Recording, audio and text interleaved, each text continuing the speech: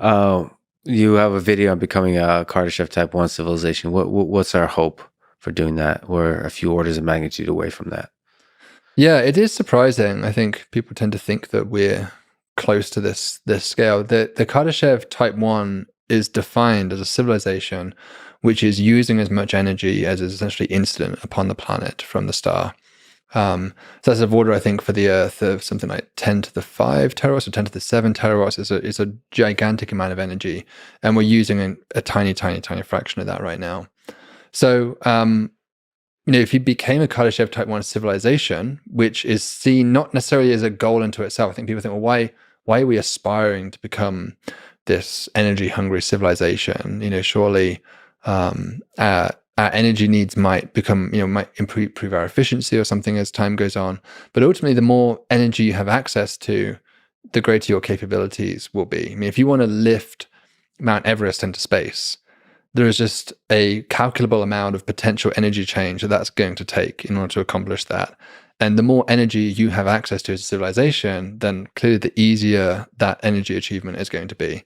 So it depends on what your aspirations are as a civilization. It might not be something we want to ever do, but... Well, but we should make clear that lifting heavy things isn't the only thing. It's just doing work. So yeah, it could be computation. It could be... Right. It could be more and more sophisticated and larger computation, which is, it does seem where we're headed with the very fast increase in the scale and the quality of our computation outside the human brain. Yeah. Artificial computation. Yeah. I mean, computation is a great example of, already I think something like 10% of US power electricity use is going towards these supercomputing centers. So there's a vast amount of our current energy needs which are already going towards computing and will surely only increase over time.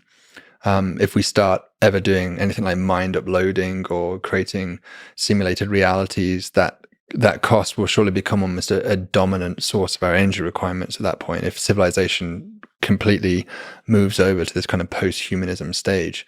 And so it's not unreasonable that our energy needs would continue to grow. Certainly historically, they always have at about 2% per year.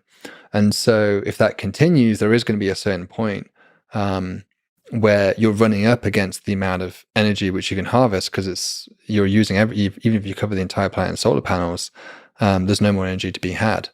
And so this is there's a few ways of achieving this. I sort of talked about in the video how there were several renewable energy sources that we're excited about, like geothermal, wind power, waves, but pretty much all of those don't really scratch the surface or don't really scratch the itch of getting to a Kardashev Type 1 civilization. They're meaningful now. I would never tell anybody don't do wind power now, because it's clearly useful at our current stage of civilization, but it's not. It's going to be a pretty negligible fraction of our energy requirements if we got to that stage of development. And so there has to be a breakthrough in either our ability to harvest solar energy, which would require maybe something like a space array of solar panels of beaming the energy back down, or some developments and innovations in nuclear fusion that would allow us to essentially reproduce the same process of what's producing the solar photons, but here on Earth. But even that comes with some consequences. If you're generating the energy here on Earth and you're doing work on it on Earth, then that work is going to produce waste heat, and that waste heat is going to increase the ambient temperature of the planet.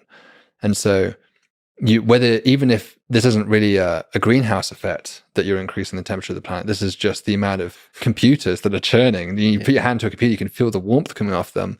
If you do that much work of literally the entire instant energy of the planet is doing that work, the planet is going to warm up significantly as a result of that.